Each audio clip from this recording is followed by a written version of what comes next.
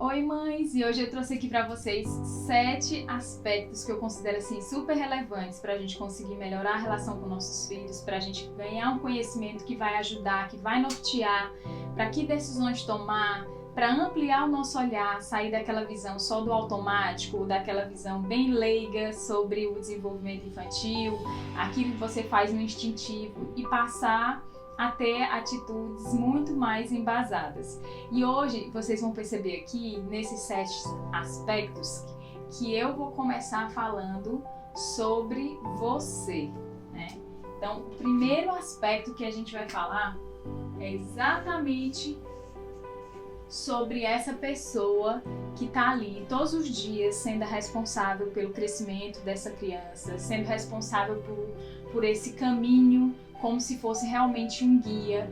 E para que um guia tenha um bom sucesso, ele precisa saber por onde caminhar, saber por onde percorrer.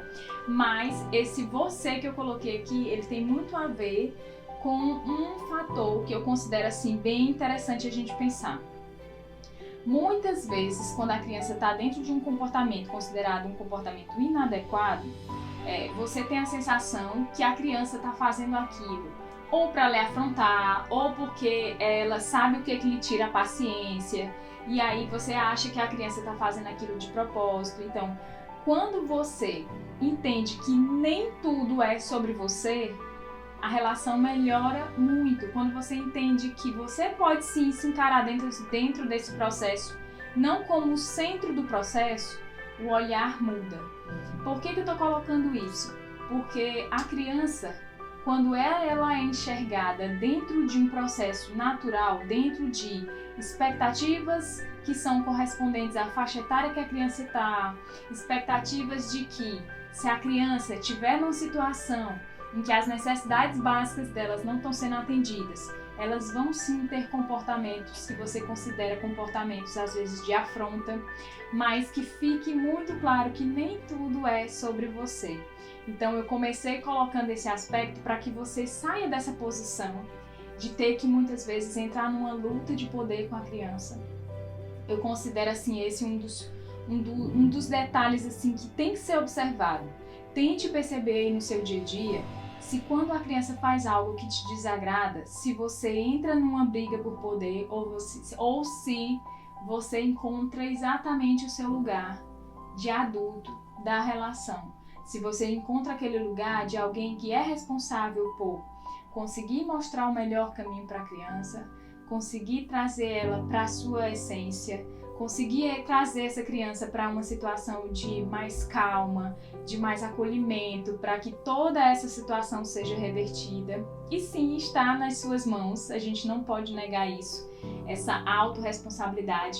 Mas, por outro lado, que bom, né, que está nas nossas mãos, porque você está aqui hoje aprendendo e por mais que a ideia seja fazer cada vez melhor e errar cada vez menos, a gente tem sim que entender que é um processo que a imperfeição faz parte, né? Você não precisa ser aquela mãe que não erra e, na verdade, não é nem precisa, você não tem como ser, né? O próprio processo de aprendizagem, ele permite que o erro seja uma oportunidade. Então, que isso fique sendo assim algo que vai acalmar teu coração de dizer, nem sempre eu vou conseguir fazer como é o correto, mas eu estou aqui buscando o meu melhor e eu vou conseguir ser o melhor que eu posso para o meu filho, eu vou conseguir proporcionar o melhor para esse desenvolvimento. E o segundo aspecto que eu trouxe para vocês foi conexão antes da correção. O que isso quer dizer? Quando você está passando por qualquer tipo de situação desafiadora com a criança, quando você está passando por uma situação de birra, tente lembrar, tente observar como é a sua reação. Se, por exemplo, quando a criança, digamos que você levou o seu filho para o shopping, chegando lá, ele começa a espernear que ele quer um brinquedo da loja. Ele viu uma loja de brinquedos e ele quer um brinquedo daquela loja. E você, dentro daquela situação que muitas vezes é constrangedora, como normalmente é a tua atitude? Você tenta ali, de primeira, acolher a criança Ou você já começa dando algum tipo de sermão? Filho, para com isso. Isso é feio. O que você está fazendo não é legal. Tenta observar, tenta pensar, porque esse detalhe ele faz uma diferença enorme em como vai ser o desfecho de toda essa situação. Em como você vai conseguir desdobrar essa birra. Em como você, enquanto adulto, vai conseguir conduzir da melhor forma. Né? E por isso que eu trago essa observação. Tente sempre focar. Aconteceu o problema? Então, primeiro eu vou me conectar com meu filho. Depois eu vou fazer uma correção. Depois que eu entender que os ouvidinhos dele tá aberto para ouvir o que eu tenho para falar. Porque não significa dizer... Sabe o que muitas vezes acontece? A sensação de que se você não corrigir a criança no momento, ela não vai aprender. E a sensação de que você não pode deixar a criança se safar daquilo que ela fez. A sensação de que a criança tem que pagar por aquilo que ela fez. Ela tem que aprender a todo custo. Então, isso é uma crença que muitas vezes a gente vai carregando ali lá de trás e que faz com que o problema fique muito maior. Já quando você tem essa reação de... Primeiro, não é nem a reação, é a ação. Porque a reação, o reagir, ele já vem exatamente de você não ter aquele controle, aquela consciência no seu ato. Né? Já a ação, né, você agir com mais consciência, traz uma maior possibilidade de uma situação bem resolvida. O conectar é simplesmente você, por exemplo, esse exemplo que eu falei, a criança está lá no shopping, brigando, chorando pelo brinquedo. E aí você vai lá e ressalta para a criança que você entende que ela está chateada porque não ganhou ainda o brinquedo, que ela está triste porque... Você vai ressaltar para a criança aquilo que você percebeu que ela está sentindo. Se ela expressou um sentimento de raiva, devolva isso para a criança de uma forma que você mostra para ela que está entendendo o que ela está sentindo. E você devolve para ela, e o devolver é o quê? É a oportunidade que a criança tem de enxergar e de entender um pouquinho daquilo que ela está sentindo. Porque a criança ela precisa, né, do adulto para entender. Ela não compreende exatamente o que é aquela confusão de sentimentos. Quando você faz essa conexão, a criança começa a observar, olha, ela me entendeu, olha, deixa que eu ouvir o que ela tem para me falar, porque ela já ouviu o que eu tinha para dizer. E quando eu digo tinha para dizer, é exatamente através de um comportamento. A criança, muitas vezes, ela fala pelo corpo. Então, aquilo que você entende como uma criança que não para quieta, é uma criança que está se comunicando. A criança, ela precisa do corpo, do movimento para se comunicar. Né? Então, tente pensar como que está sendo a sua ação. Se primeiro você se conecta para depois corrigir ou se o contrário acontece. Um terceiro aspecto muito interessante que eu trouxe para vocês foi em relação ao temperamento. Temperamento é muito importante a gente entender que cada filho tem um temperamento diferente, cada indivíduo. Você tem um temperamento diferente do seu filho. Então, quando a gente consegue compreender que existe ali uma essência, né, que existe ali uma criança que precisa ser amada e aceita assim e exatamente como ela é, quando você entende que você não precisa correr atrás do filho ideal, mas que você precisa conhecer o teu filho real, que é observar se ele é uma criança que tem uma certa tendência a ser mais explosivo, de ser mais esquentado mesmo, ou se ele é uma criança mais melancólica, ali, mais calma. Então, existem várias formas e diferentes tipos de temperamento. Quando você se disponibiliza a entender e a compreender como que teu filho funciona, quando você abre o olharzinho de detetive de deixa eu analisar aqui o que está por trás de tudo que eu digo que meu filho é.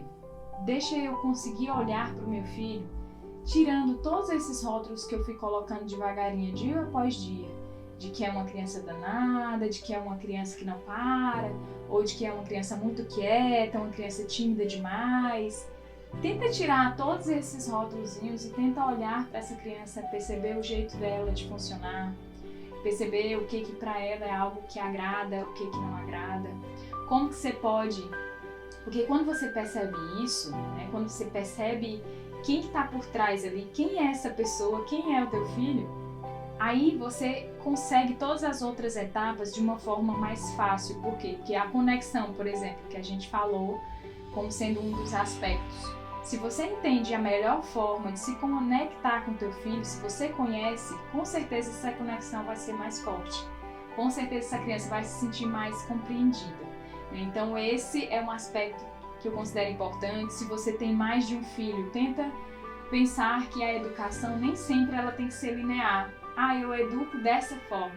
Às vezes você tem que ter uma flexibilidade justamente por considerar que cada filho, que cada criança tem a sua individualidade, o seu jeito de ser bem singular. Então, às vezes você vai ter que, na sua forma de educar, com um vai ser de uma forma, com o outro vai ser de outra forma. Na hora de demonstrar amor para um é de um jeito, na hora de demonstrar amor para o outro é de outra forma.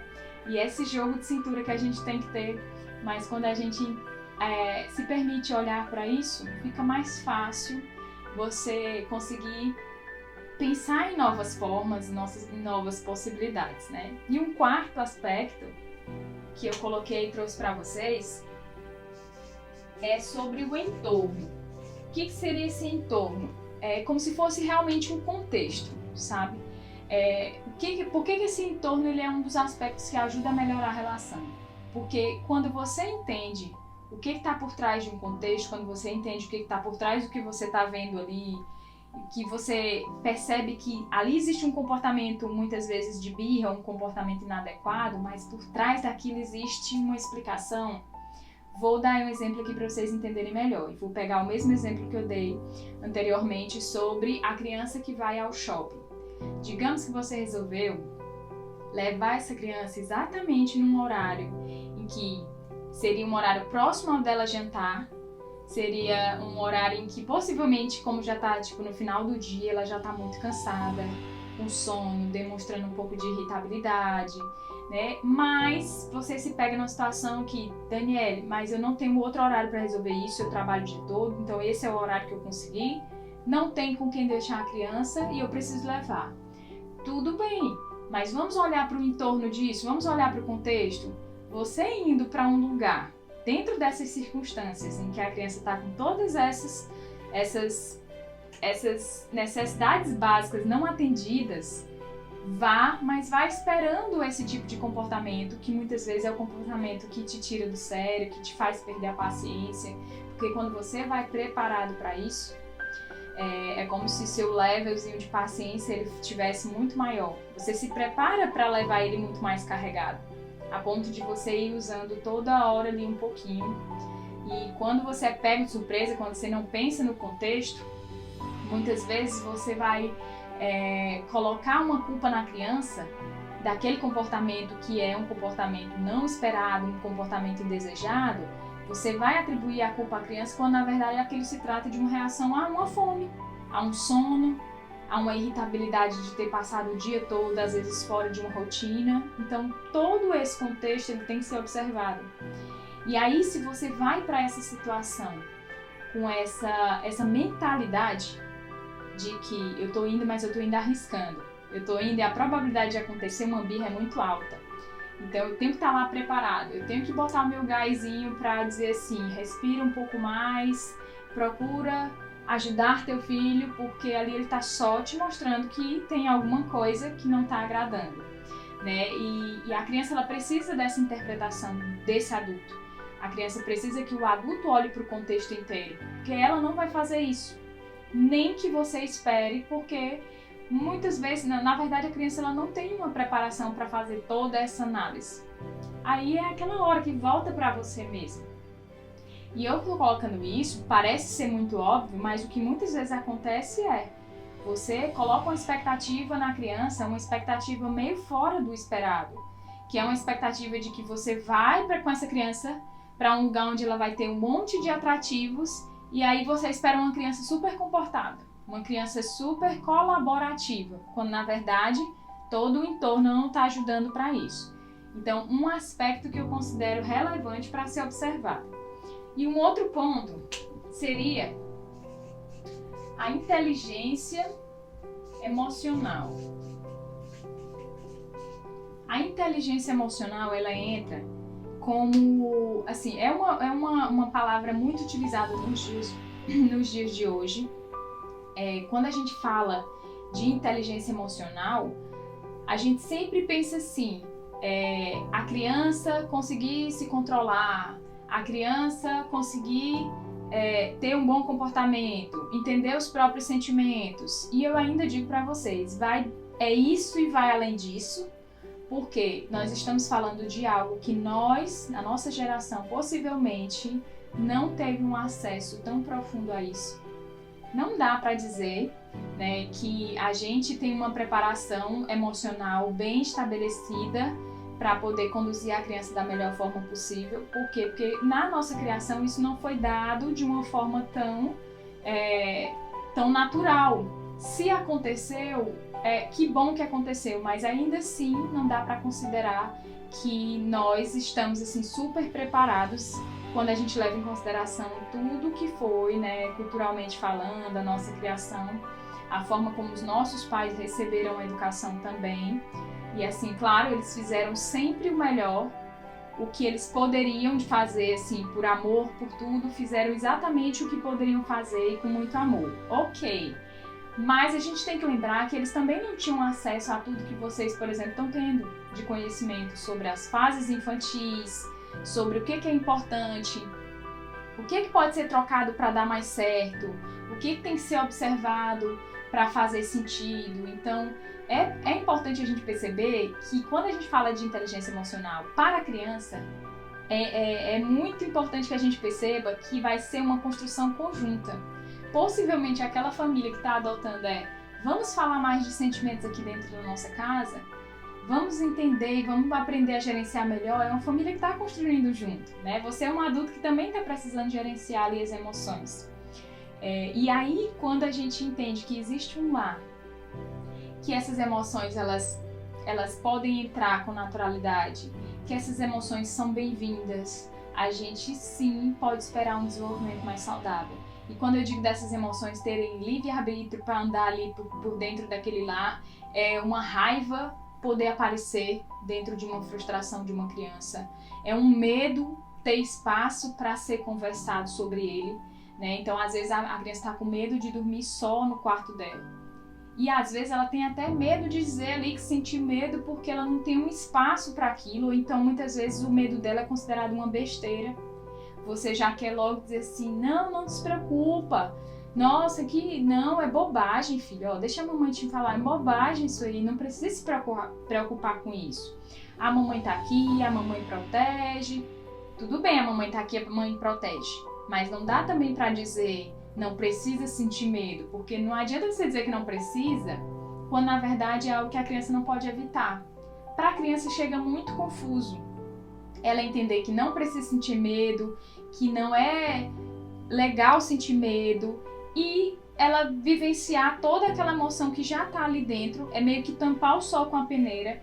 Então, quando você entende que o melhor dentro disso tudo é conseguir construir e ensinar teu filho a lidar com as emoções, tudo fica mais viável, tudo fica mais saudável, mais leve para todo mundo. Então aproveita quando o teu filho estiver fazendo uma demonstração de raiva, acolhe a raiva dele e aproveita para falar de algumas raivas suas, né? Não tem problema nenhum, isso não é para a criança, não vem como uma fraqueza e a minha mãe não é tudo que eu pensava, não. Muitas vezes vem com aquele acalento de então a minha mãe sente isso também, meu pai sente isso também, então tá tudo bem comigo, porque é normal sentir isso, né? E quando uma criança tem esse acolhimento das emoções, olha o tanto de problema que a gente consegue evitar, olha o tanto de situação constrangedora, porque eu falo pra vocês assim, que guardar sentimentos, não gerenciá-los, deixar lá uma confusãozinha de sentimentos,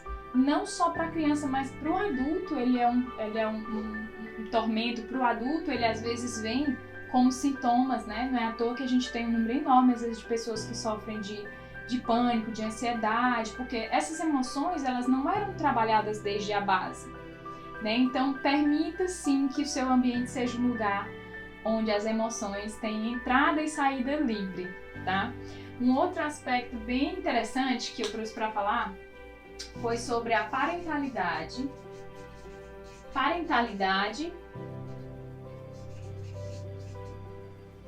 A parentalidade em que sentido?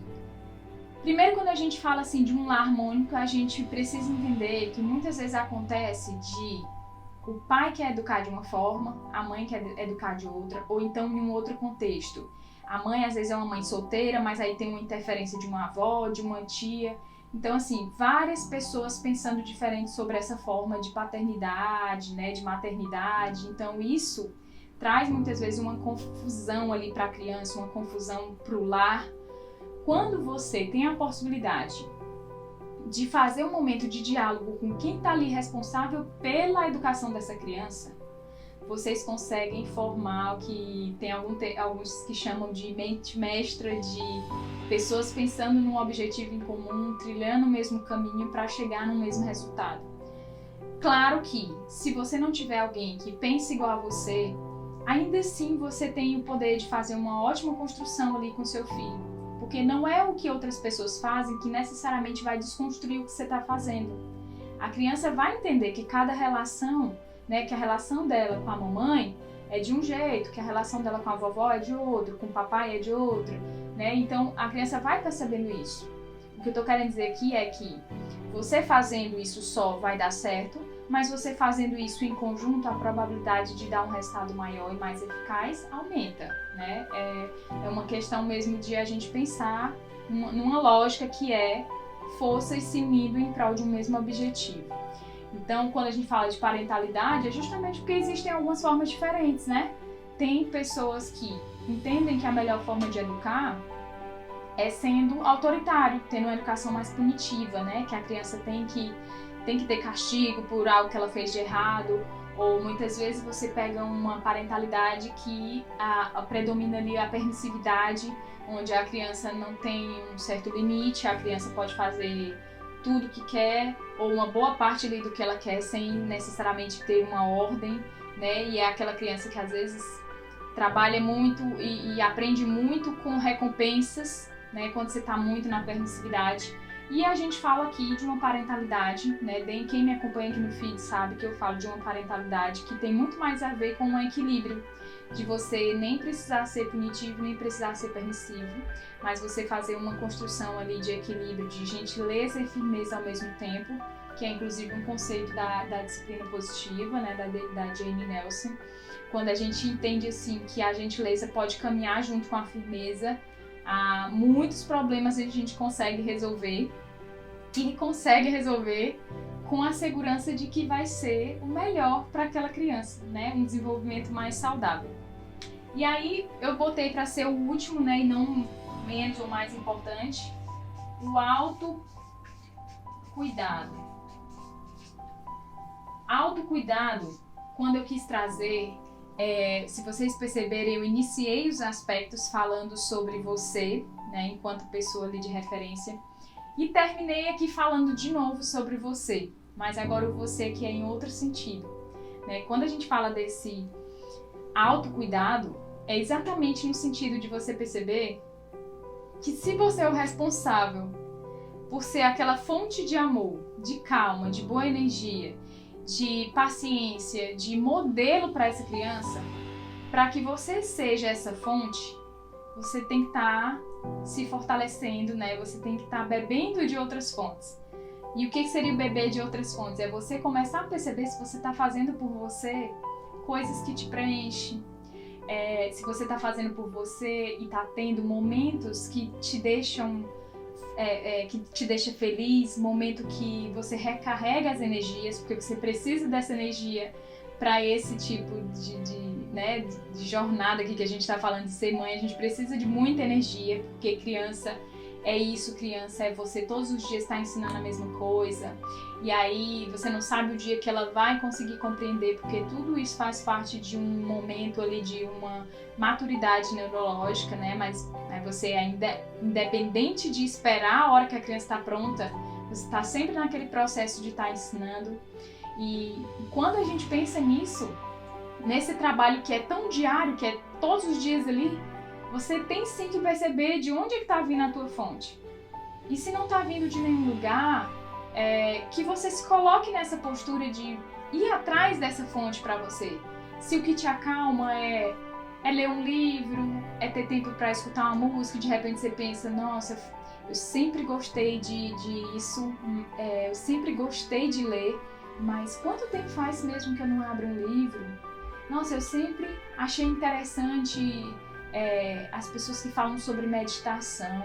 Eu nunca fiz, mas será que não daria certo assim para eu tentar pensar numa forma de eu conseguir um tempo para mim, para fazer algumas coisas diferentes, tentar algo que eu nunca tentei, ou então resgatar algo que já faz parte da minha essência e que me preenche muito.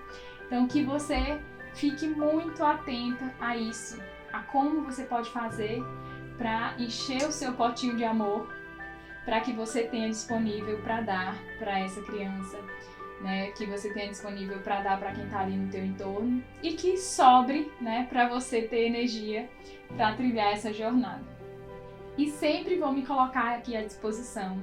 Se você chegou até o final desse vídeo, eu sei que é porque você tá com essa intenção de ser uma mãe melhor todos os dias, de cada vez errar menos, de ganhar mais embasamento para tomadas de decisões. E eu tô disponível aqui para vocês. Se tiver alguma dúvida, sugestões de tema, não tenha receio, mande lá no direct, eu vou sempre estar aqui com vocês para isso, tá? Um beijo bem grande e a gente se encontra no próximo vídeo.